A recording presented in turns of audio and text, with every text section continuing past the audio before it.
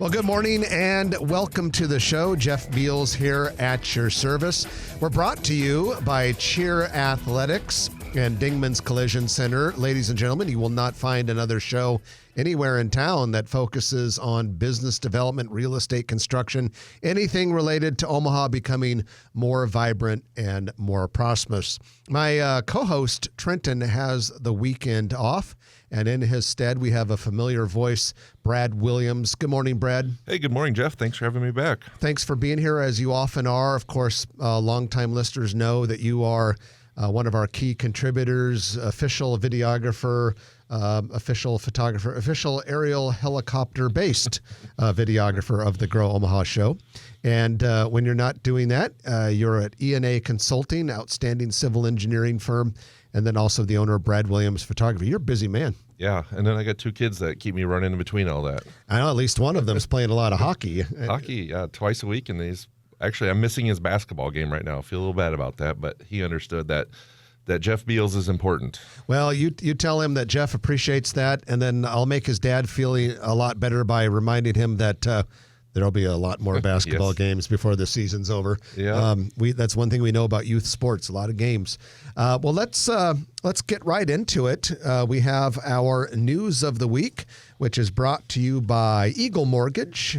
They know mortgages. I tell you what, 30-plus years in the mortgage business. Holly Schneiderwind is the head of the company over there, and she and her team just do such an outstanding job of taking care of home buyers, the borrowers. You know, for most people, buying a house is about the most expensive thing you have, the most expensive purchase you make. And you want Eagle Mortgage on your side to make it as positive as possible. So if you're thinking about getting a new piece of the American dream, or perhaps a bigger piece of the American dream than you have right now, contact Holly and her team. They'll sit down with you, they'll talk, and of course they're not beholden to any one bank, so that they can shop the market and get you the best deal. Doesn't matter what kind of loan you're getting. And then get that pre-approval letter. And as you go out there and get into that home selection and offering rat race, that pre-approval letter from Eagle Mortgage is like a really effective weapon in your arsenal. Okay, so let's get into it, Brad. One of the big pieces of news this week is that the Omaha Airport Authority held the official groundbreaking for the $950 million Eppley terminal expansion. Now, we have reported on plans about this when they were released in the middle of January, but we do have a couple of new things to report in regards to the airport terminal. First of all, not only did they do a ceremonial groundbreaking, but I've noticed the last time I took a flight about a week or two ago, they've actually started construction. On the east side of the terminal between the two satellites, they're removing concrete, and there's a lot of heavy machinery back there. Yeah, you know, when plans are released, that's always fun, and you get to talk about what's coming. But when you actually see the groundbreaking happen, that's exciting because you know it's underway. It's real. In fact, just a reminder for people, if you forgot this, the actual size of the terminal will go from 375,000 square feet currently at the currently up to 646,000 square feet, so close to doubling. It'll be a single unified concourse with a centralized TSA security screening checkpoint. We'll go from 20 to 22 gates. That doesn't seem like a big increase, but the number of gates is not the problem. It's the square footage that's the problem. Yeah, the amenities in there, that airport, the Omaha Airport Authority does a great job with what we have. They keep it very nice and clean. But, I was flying out on a Saturday morning, and the line for a coffee, something so simple, was so long that I just said, skip it. I'll wait till I get to my destination. Oh, yeah. The line at the scooters in the North Terminal sometimes, I think, is longer than the flight you're about ready to take. Or longer than the TSA line sometimes. Oh, truly? Yeah. Yeah, because I'm pre-check. I usually go through pretty fast. Yeah. And the key with that 22 gates is when this is all done, it will be easy to add on more gates as they're needed down the road. Also very exciting, 2 of those gates will be international travel enabled. There will be a Customs and Border Protection arrivals hall for international passenger processing.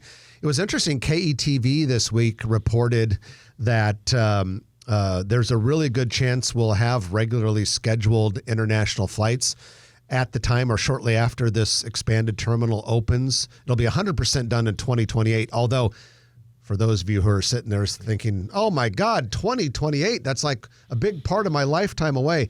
You'll actually be using new parts of that terminal in probably less than 2 years. Yeah, because they have to build the new middle part, and then they start adding on to that. So. Yeah, so this is when it's like finally done.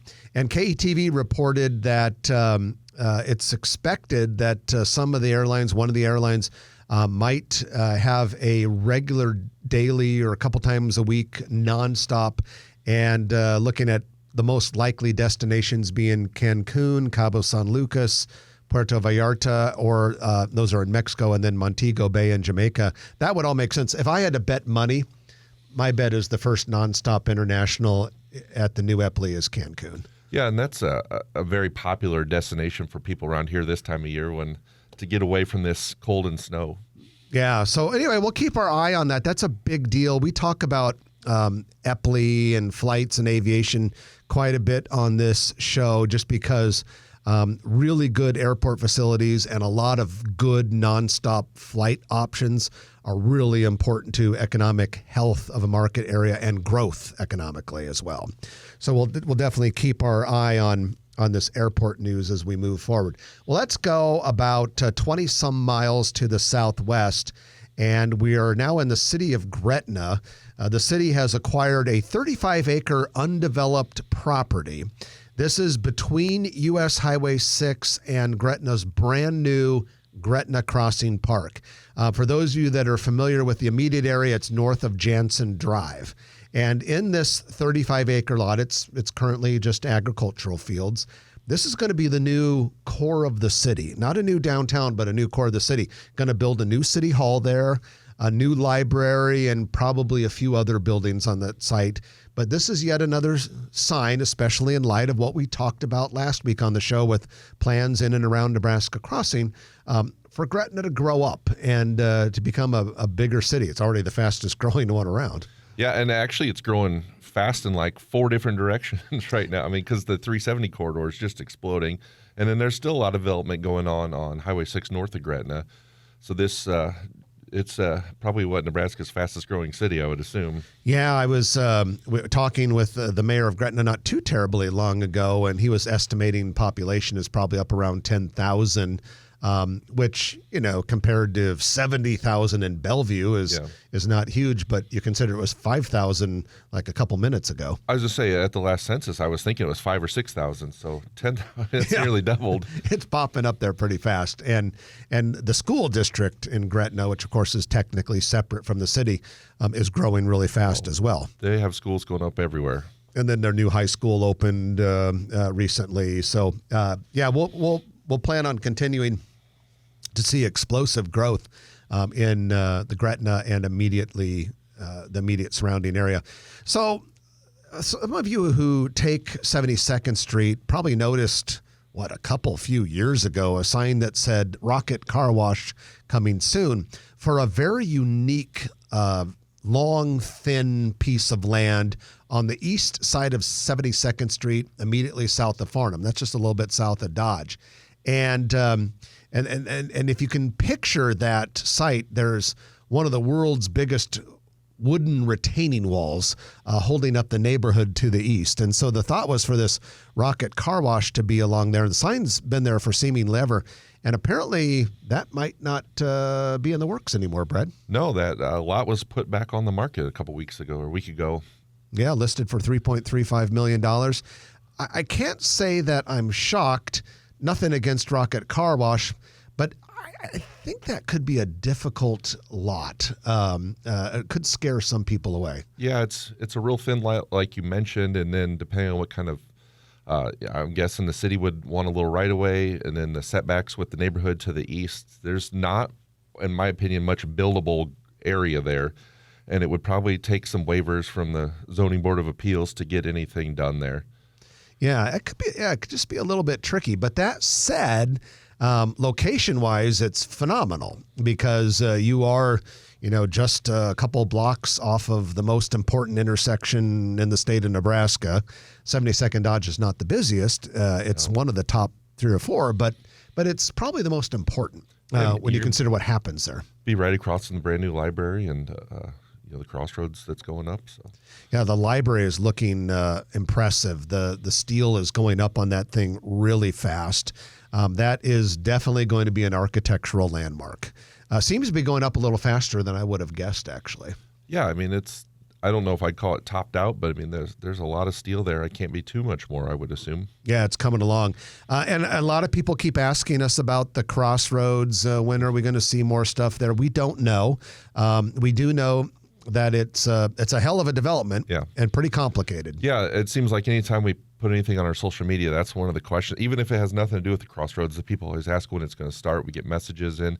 And I guess we've talked about this a few times, but last year in 2023, they put in all the infrastructure. The roads are in, the sewers are in, the water lines are in. So everything that needs to go in the ground and below the ground is in there now. So, and they've said all along that 2024 is when you would start seeing buildings going up. So we don't know when in 2024, but everything is in place where a building could start going. Well, yeah, and like I say, it's very complicated for a lot of different reasons.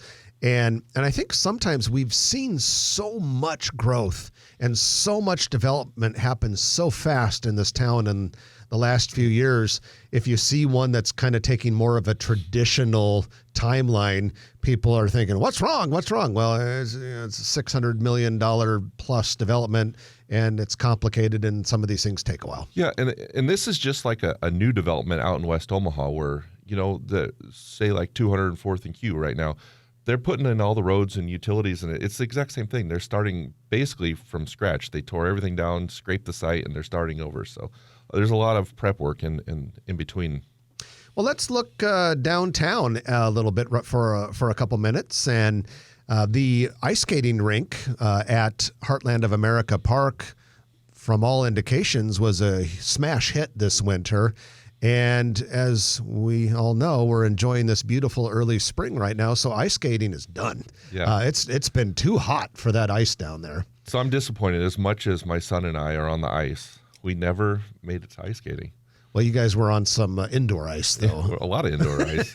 But we have our rollerblades, so we will get down there for sure. I tell you, that skating ribbon is so cool. I have not ice skated since I was in high school, so I probably am not going to ice skate on it. But I did enjoy going down there a couple times during the Christmas season when the lights were all in place. And gosh, there were just so many skaters on that thing. But it's being converted to roller skating right now. Between the holiday lights and then the fire pits and everything, it just had such a neat feel to it. Yeah, and some of those times when you'd be down there, it was like you were in a Hallmark movie because everything was so idyllic and practically perfect in every way. Did some girl come back home and meet her old boyfriend? Yeah, because she was in New York City and he owned a Christmas tree farm or something. Even though that she was devastatingly gorgeous, she could never get a date. Yeah. And then the fireman she meets back in Omaha is like widowed. Yeah, and he can never get a date. Yeah, that's how it works. Yep. I'm sure that happened a couple times at Heartland of America Park this Christmas season. Well, just a little bit south of there, Omaha's Henry Dorley Zoo and Aquarium has welcomed yet another baby elephant. This is really cool. A male calf was born this past Sunday. That is the fifth, count them, fifth elephant calf born in Omaha in the past 2 years. The local population of elephants in this town is now 10. It's crazy. I cannot, when they first brought them here and they were hoping to, grow the herd, I never would have expected 5. I tell you, something is in the water at 13th and Deer Park. But that is your news of the week, which is brought to you by Eagle Mortgage. EagleMortgageCompany.com is where you can find them online or in person at 114th and Davenport. We're going to take our first break of the hour. And when we come back, Brad and I are going to be talking about 4 or 5 different construction projects, either underway or about to get started in the metro area. Don't want to miss any of that. You're listening to Grow Omaha. Brad Williams is in, substituting for Trenton Magid. We're brought to you by Dingman's Collision Center and Cheer Athletics. Back in a moment on News Radio 1110 KFAB. It's quite an eclectic list that Emery has there.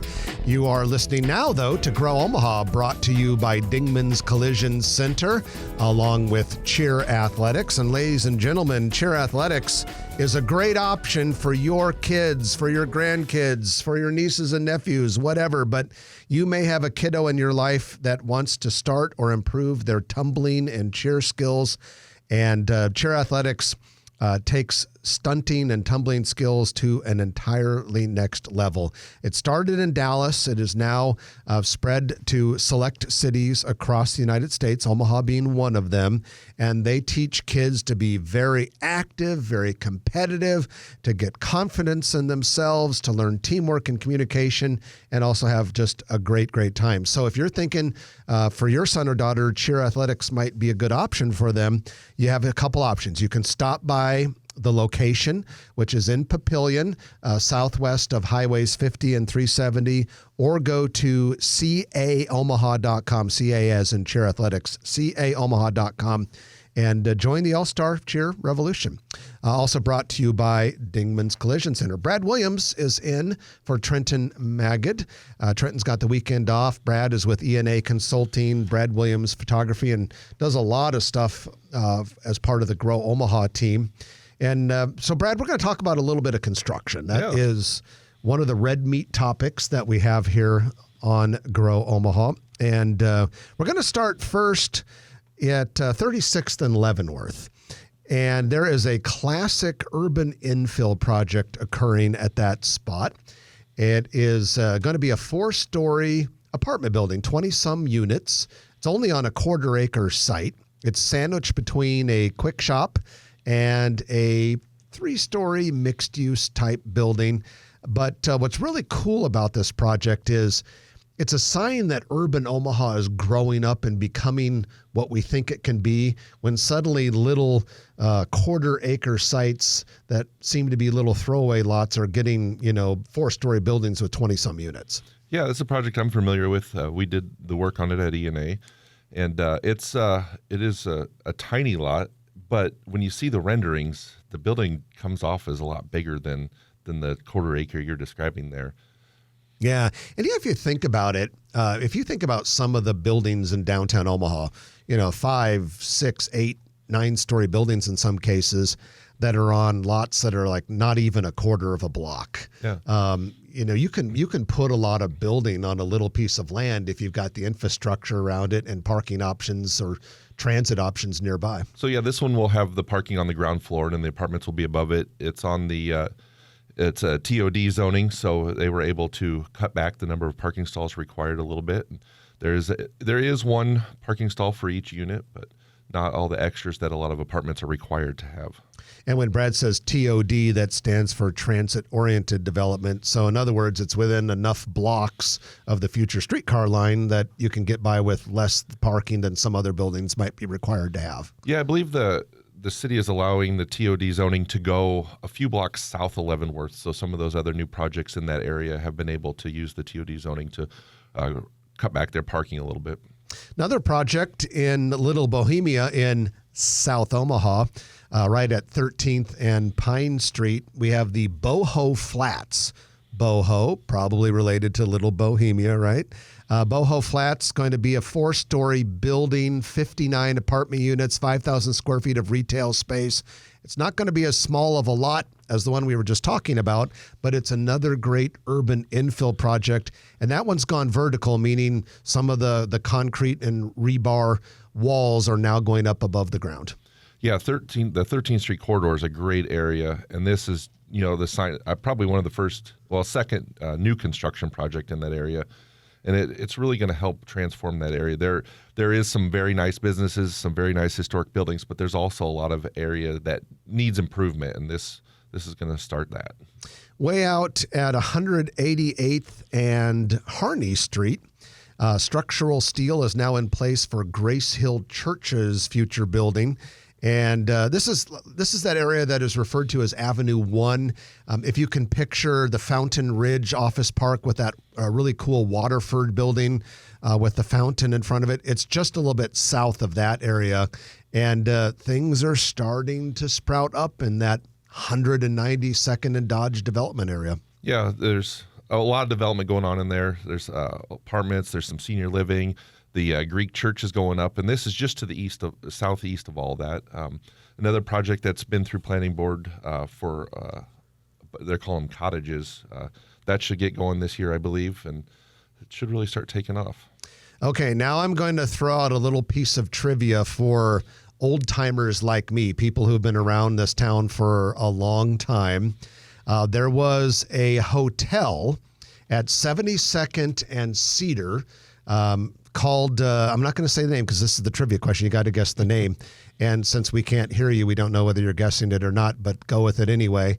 It was about 6 or 7 stories, had an interior atrium, very similar to an Embassy Suites. In fact, it was eventually turned into an Embassy Suites. Who out there knows what it was called when it was built in 1980? Going once, going twice. If you said Granada Royale, you guessed it right. When that thing opened in 1980, it was a big deal. Granada Royale, 72nd and Cedar Street. Eventually, like I said, it became an Embassy Suites. Then for a while, it was called Exarban Suites. Now it's an eyesore with a fence and weeds around it. But developer is taking it over and has plans to start construction to turn it into 181 apartments. It's almost a 200,000 square foot building, which is impressive when you consider there's a huge atrium in it. But that's a good sign. And you think about it, Brad, that's just one of many multifamily projects going on, say, within a mile or two radius of Exarban Village. Yeah, it's another great infill project in a building that kind of probably passed its useful life, and it's going to be great having residents in that area. Between that and then the new apartment building just getting started at 72nd Mercy, they got a couple nice apartment buildings. Yeah, and then at MH Landing, right by I-80 and Grover, there's like a 4 or 5 story huge apartment building. Yeah, that was in the last construction video. I was going in there to film a couple other things, and I was surprised to see that one had got off the ground as much as it had. Yeah, that's a big building. Yeah. It's only about 4 or 5 stories, but it's just long. It's huge. Yeah. And then our last construction project before we break for the news is at 1904 Farnham Street. 1904 Farnham Street. There's a 7-story building, historic building on the National Register. Neeraj Agrawal's development company plans to turn that into 54 affordable apartment units, would still have 6,000 square feet of street-level retail space. That seems like a great adaptive reuse to me. Yeah, it'll be right catty corner from the city-county building, so a lot of daytime traffic in that area, and it should be a good reuse. Well, let's break for the news. Brad Williams is in here for the vacationing Trenton Magid. The recently aged Trenton Magid. He celebrated a birthday this week. That's true. His birthday was on Wednesday. And he would want everyone to know it was his birthday. Should we tell everyone how old he is? That's up to you. Well, he's eligible for the over 55 menu at Jimmy's Egg now. All right. If that's your hint. But yeah, so if you see Trenton, wish him a happy belated birthday. We even let him take the day off for it. Anyway, you're listening to Grow Omaha, brought to you by Cheer Athletics and Dingman's Collision Center on News Radio 1110 KFAB. And welcome back to the show. Jeff Beal sitting next to Brad Williams, who is substituting for the birthday boy Trenton Magid. We're brought to you by Cheer Athletics and Dingman's Collision Center, 4 metro area locations. And I don't think any one of the 4 is better or worse than the other. They're all good. So if you get into an accident near the 120th and Maple location, go to 120th and Maple. If someone runs into the back of you in Midtown, hit the Saddle, no pun intended, hit the Saddle Creek location. They're all good. They all do outstanding work. They're all run by the Dingman's family, who puts their heart and soul into every project that they do. They've been doing it a long time. Best of Omaha award winner, year after year after year, Dingman's Collision Center. All right, Brad, it's time for our commercial real estate development spotlight. Are you ready? I'm ready. It's brought to you by Noddle Companies. They are the premier real estate developer in town, but they don't just work in Omaha. They're all over the country. Here in Omaha, They are famous for Exarban Village, River's Edge in Council Bluffs, right along the Missouri, the Builders District in North Downtown, Steel Ridge in the Papillion-Gretna area, and the Village Point West Medical Campus, and countless other headquarters projects. You know, like Valmont has a new headquarters that they moved into a year or two ago. Not all companies did that. At any rate, at Exarban, we have a new retail update. It's kind of in that Exarban area. It's not technically Exarban Village. It's on the edge in a retail strip called Exarban Cinema. But in that space, we have a new restaurant called Blue Hawaii. Just the name makes me want to go there. Blue Hawaii. It's a new sushi restaurant. They're taking 2,000 square feet at 1301 South 72nd Street. This is the same center that has Starbucks, Jersey Mike's. There's a ramen place there that's relatively new. Anything what's unique about Blue Hawaii, it's a spinoff of the Omaha Poke and Sushi Restaurant. I think that's how you pronounce it. Oma. I've been there before. It's really good. 124th and West Dodge Road. It's a new concept from them. So they'll have the sushi, the poke bowls, and that sort of thing. And that is your commercial real estate development spotlight of the week, brought to you by Noddle Companies. You can learn more about Noddle Companies at noddlecompanies.com. You know, something cool about Exarban Village that we don't talk about is before a UNO hockey game, they send the pep band over and they walk around and they go in the different restaurants and bars and play their drums. Really? And then they kind of do like this march through the Exarban Village and then cross the street into Baxter Arena. It's a super cool tradition they started when the Baxter opened, and it's a lot of fun. And you see, like Backlot Tap House, they posted a video of all the, everyone in the restaurant was cheering along with them. It was kind of fun. I never knew they did that. Oh, yeah. Yeah, because I've been to a couple UNO hockey games, but I've just usually had to go straight from the car to the arena. Backlot and Paulie's and all those. Yeah, it's a cool tradition. Yeah, Backlot is great, by the way. Oh, I like it. That if you want to go to a place before a game down there where the food is really good, that's a good choice. And then, the theater is right there and everything else. Exarban's fun, and it's only going to get better as more and more stuff goes in there. They still have plans to build a couple substantial buildings in the Exarban area that haven't even been started yet. Yeah, right next to HDR's garage. Well, Thursday night, Brad, Omaha Streetcar held an open house, kind of a question and answer session for the public, if you will. It was at the Kimpton Cottonwood Hotel in the Blackstone District, and we wanted to talk about that a little bit. A couple of things that came out during that meeting. The design is now 60% complete, and actual bona fide real streetcar line construction is scheduled to begin late this summer. So you'll actually see some construction starting with that. But the design work's 60% complete. There's some preliminary work that has been happening, is currently happening right now. For instance, along Farnham Street at around 17th and 18th Street, a lot of underground utility work that is necessary for part of this project. And the opening still remains the same, winter of 2026, 2027. So we're a couple of years away from this because it's a big project. But Brad, one of the more dramatic things that has to be done construction-wise in order for the streetcar to open someday is replacing a couple bridges over Interstate 480. Yeah, that's I heard might start this year yet, and they start getting those tracks into the bridges. Yeah, this would be both the Farnham and the Harney Street bridges. Both of those, it's my understanding, are going to be completely replaced. Yeah, like I don't know if they're going to get rid of the vertical supports, but like you got to tear off the deck, and the deck is going to be all brand new. Track yeah, so that's a key part, and then the tracks will be on there, and of course for those of you that have been following this. On the urban side or the east side, it'll start at about 10th and Capitol. And it will go down the 10th Street corridor. Actually, part of it for one direction will go over to 8th Street. And the maintenance facility is going to be built underneath the Interstate 480 bridge. I kind of get the impression they might start that this year as well. And then it'll go down and turn west on Farnham Street. And it'll go all the way out to 39th Street, right in the Blackstone District. Then it'll come back on Farnham Street, but when it's going eastbound, when it gets to Turner Boulevard, it'll go a block south and then come back to 10th Street on Harney Street through the downtown area. Now, they have cut that west end back a little bit.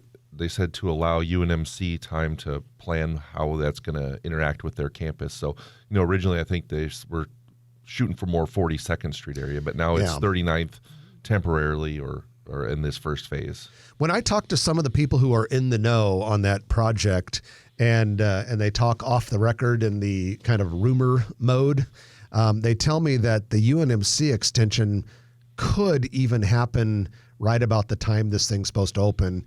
So it's not like it's like a 5-year later thing. It's just that UNMC is still working out a few things because we expect massive building construction to happen pretty soon on the UNMC campus, and maybe even some things that have not yet been announced.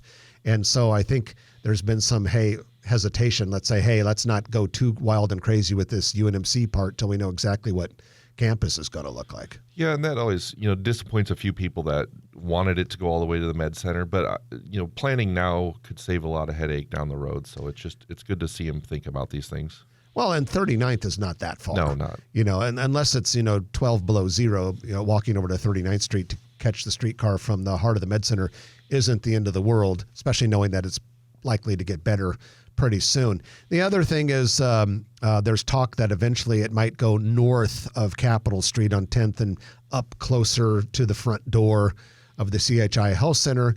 And then we keep hearing that Council Bluffs is very, very serious about getting a spur that would lead from, call it 8th and Farnham all the way into downtown Council Bluffs, which would be longer than even the Omaha route. Yeah, that whole corridor where it would go in Council Bluffs is just ripe for development. So that would be a great addition for them.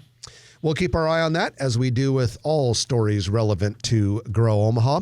But it's time for our final break of the hour. And when we come back, it'll be the lightning round. I'm looking at the list, and I'm seeing a lot of things on it, so stick with us.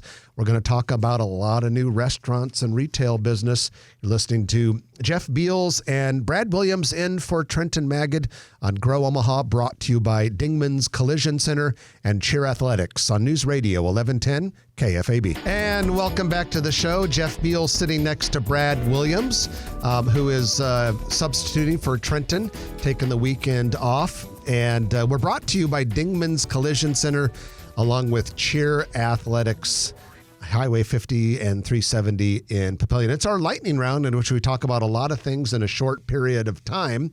And so let's get right into it. We've got Lit Cigars and Spirits Lounge planning to open in September or October in a building currently under renovation on the northwest corner of 16th and Cumming Street North downtown. The business has already received its alcohol and tobacco licenses. I talked to the owner just this week. Plans call for a wraparound outdoor patio. They're trying to see if they could make a rooftop deck work. That would have some really cool views. Yeah, Grow Omaha's a big fan of rooftop decks. So I love. I would go to a rooftop deck every day I possibly could if it was a weather option. I know we've talked about it a million times on this show, but there's just not enough of them in Omaha. No, there really aren't, and everyone loves them. So I hope that happens. But even if it doesn't, it's going to be really good, high quality cigars, high quality spirits. They'll have that option. They're not going to have food there, but like you can get the food from the nearby restaurants and have it brought in. So we'd been hearing for a while, Brad, that Let It Fly, which opened last year in the Capital District downtown, wanted to have a second location out west in the former and somewhat controversial Barrel and Vine space. Well, that appears that, yes, it is true. The actual address is 1311 South 203rd Street, southeast of 204th and Q. I think Let It Fly out there is going to be a big hit. Yeah, it should be. The one downtown super cool, and I can only imagine the one out west will be just as popular. I've been pleasantly surprised with Let It Fly. A relative who lives in South Dakota told me, the one up here in Sioux Falls is not that good. And I had low expectations, but I've been to the Let It Fly downtown Omaha like 3 or 4 times, and every time it's just been like between very good and great. And whenever you're downtown, walk over to the stairs that go upstairs. Yeah. There's a huge picture, a couple of mine, one of Rosenblatt Stadium and one of TD Ameritrade Park. Oh, really? And then inside the restrooms, there's Creighton and UNO pictures that I took. I know those pictures inside the restroom. There's the action shots aren't mine, but the full stadium pictures are. That's pretty cool. Yeah. You can see Brad's work everywhere. Saki Sushi Train has opened at 555 Cornhusker Road in Bellevue. And this is, I understand, from the same people that have Yamato, another sushi train, at around 74th and Pacific. If you're not familiar with these are the ones where the conveyor belt brings you your sushi. I've yet to go to one. I've never. I'm kind of like, I don't get the allure, but it seems kind of neat. We're just regulars at like one sushi place that we like, and we just haven't really branched out for whatever reason. I go to sushi place and I just order my sushi. Yeah, but I too. One of these days I'm going to try one of these sushi trains. I don't know if I'm pronouncing this correctly, but Shahin Afghan restaurant at 1115 South 119th Street. In English, that's by Big Fred's. It is opening a new location at 62nd and Maple in Benson on March 8th. I do not know whether this is a second location actually or a relocation. Speaking of Benson, I got to check out the new B5 Brewing last weekend. How was it? Awesome. It's not open yet. They don't have their liquor license yet, but Aaron, the guy, and him and his family that are opening it, they hope to be open now the first week of April. They're just kind of waiting on their liquor license. But Aaron's a super good dude, and he makes really good beers. Oh, I'll have to get up and try that. So I'll have a beer with you up there there you sometime. go. I tried a new place yesterday for lunch, the BBQ chicken. It's the out of South Korea, the Korean fried chicken. Really good, but I ordered a chicken that had three flame symbols because I told the guy, I said, one flame symbol is probably not hot enough. I'm a little bit worried about three. He's like, you only live once, get the three. So I got the three. It was good, but oh my God, it was pretty hot. I think next time I'm going to downgrade to two flame symbols, but it's on 132nd Street north of Center. Very, very good. Buffalo Wild Wings Go has opened its first Nebraska location in Vinton Square, 3116 South 24th Street in South Omaha. A relatively new concept. It's Buffalo Wild Wings, but takeout and delivery based. I think they have maybe just a couple tables in there. But I think this is a good sign for South Omaha getting some national brands. Yeah, there's a lot of opportunity down there, and it's great to see some people investing. Absolutely. Dirty Dough Cookies will hold a ribbon cutting on March 4th for its new location in La Vista. It's located really close to Cabela's and Embassy Suites. A while back, we reported that Hyde's Slides Burgers and Fries was coming to the old Over Easy restaurant space near 168th and Q. That has opened now. The business has a food truck and also an existing location inside the Grover Inn at 3505 South 42nd Street. I could walk there from my neighborhood. Oh, nice. To go give that a try. Skeffington's Formal Wear recently opened its first Nebraska location in Omaha's Clock Tower Village. That's right by the Westroads, on the east side of the Westroads. It is out of Des Moines, Iowa, and as the name would indicate, they sell suits and tuxedos and formal wear. Founded in 1951, they do have 4 locations throughout the state of Iowa. This is their first location anywhere outside of Iowa, Skeffington's Formal Wear. Turtle Doves is an event space in downtown Gretna. They're opening a second location at 37th and Leavenworth in Midtown. Interior construction is underway. They hope to be open in mid-April. They're going to have different ownership than the Gretna location, but the same website and the same calendar, so kind of the same company. And then we have a relocation, Mauve Clothing. Had been at 114th and Davenport Street. They recently moved to the Shops at Legacy near 168th and Wright Plaza. And music's playing, which means we're out of time, but I'll say really fast, Ellie's Chinchorro Caribbean Bistro on South 32nd Street closed, but they might be reopening in North Downtown. With that, Brad, thanks for being here. Hey, thanks for having me. It was a blast. Brad Williams of Brad Williams Photography and E&A Consulting. Trenton will be back next week. Hope everyone has a great week. You've been listening to Grow Omaha, brought to you by Dingman's Collision Center and Cheer Athletics on News Radio 1110 KFAB. If you like this video, be sure to hit those like and subscribe buttons. And remember, Grow Omaha is not just media. This is a mission. We are trying to build up Omaha and make it an even better place. We can only do that with your help. Share this video with your friends, neighbors, and family.